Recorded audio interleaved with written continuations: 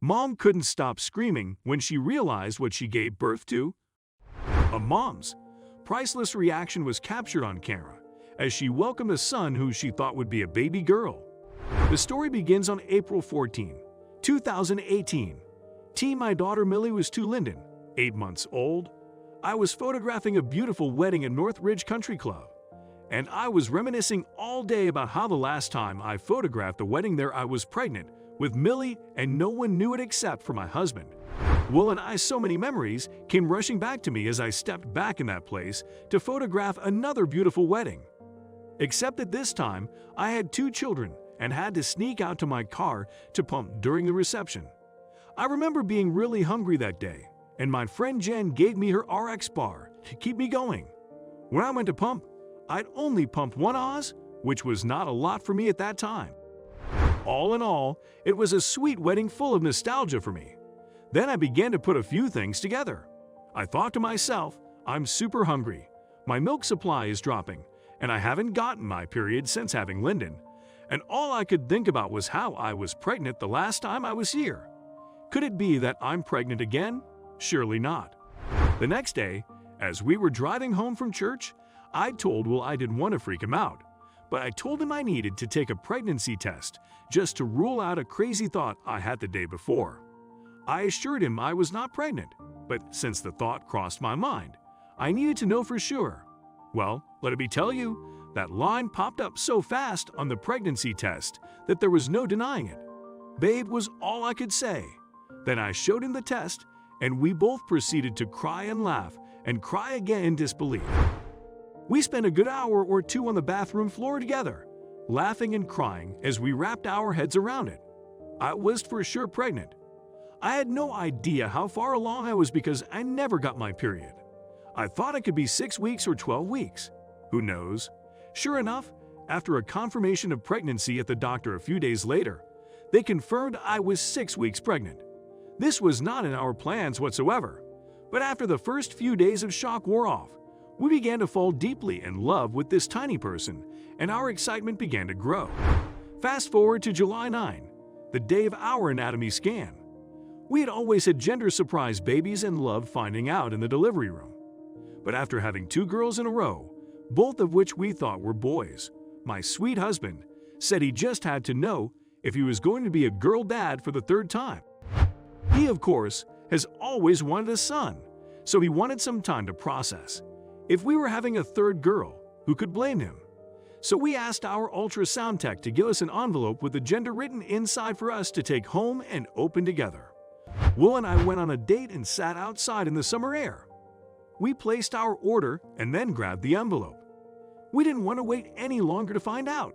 I made him open it. It's a girl. As soon as we read the words, I laughed so hard. Another girl. I was thrilled. Will put his head in his hands and couldn't believe it. He smiled, shook his head, then put his head back in his hands. It was just hilarious because he comes from a long line of boys. We didn't think we'd ever have 1 girl, much less 3. My pregnancy this time around was the most difficult of the 3. In my 2nd trimester, my legs and ankles became very swollen and the varicose veins in my legs went a little crazy, as in purple and blue. An 80-year-old grandma looking crazy all up and down my legs. They'd burned and were so sore, I wore compression stockings to the top of my thighs most days of my 3rd trimester. Do me a favor and don't imagine me in my giant belly trying to squeeze those sausages into compression stockings every morning. I kept getting checked at the doctor to make sure nothing was wrong, and even though I was at a higher risk for blood clots, thankfully everything kept checking out as completely normal.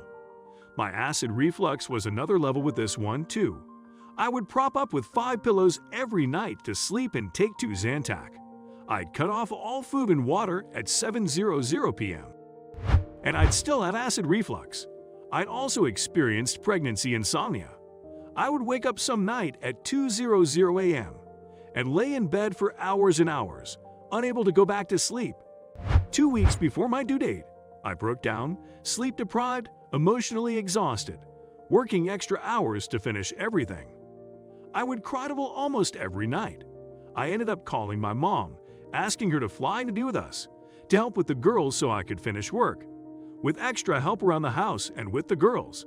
I was begging God to speak to me and to help me.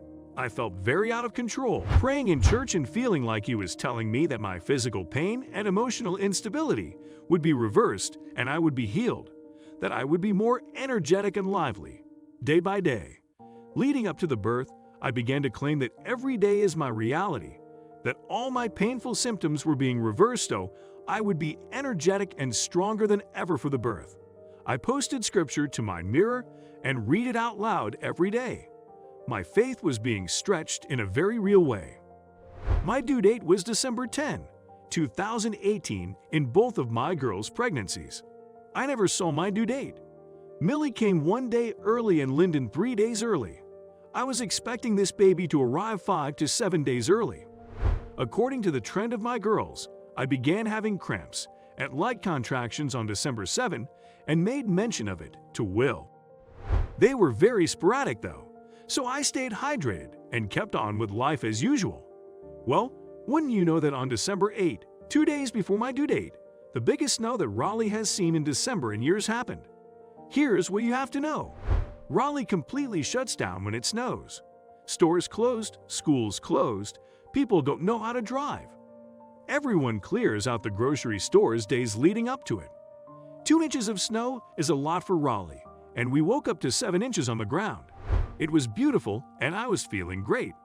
We went exploring outside and watched Christmas movies. We had family staying with us since the roads were so bad and we wanted someone there overnight in case we had to leave. At 3:00 a.m. on December 9, my contractions became regular. I timed them about 10 minutes apart. After an hour, I woke up well and we called our midwife. I laid there and labored on the bed. As things began to intensify, I began to break down emotionally, mentally, and physically. The Ramen 4 was super slow, and I was physically at my weakest. After having 2 unmedicated births with my girls, I knew was ahead of me, and I knew I could not do it. I was done.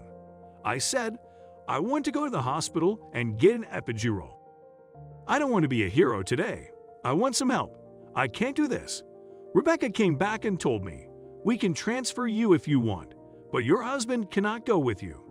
They aren't allowing anyone with the flu into the hospital. Without hesitation, I looked at her and said that I'm not going. Then I looked straight at Will and said, I'm not doing this without you. I can't do this without you. I had been begging God to make my decision clear, and He did. I was not about to have this baby without Will. He has been my rock for all of my baby's births, and I had to have him here with me. So I prepared myself mentally for the long haul for the hardest thing I'd ever have to do. 115 things got really intense. I was having major contractions in the bed and was pushing the baby down and I yelled, I'm sorry, I'm pushing. I had just been checked and was 4 centimeters, so I knew it was too early to be pushing. Rebecca said, let your baby move down. It's okay. Goodness, I needed to hear those words. Just let my body do what it was going to do. Lauren, my birth photographer, arrived and it was so sweet to see her familiar, comforting face and to know that she was there. Rebecca asked, do you want to get in the tub? I immediately said, yes. It was the most incredible, intense experience, but full of God's great grace. I began yelling, the baby is coming. The baby is coming now.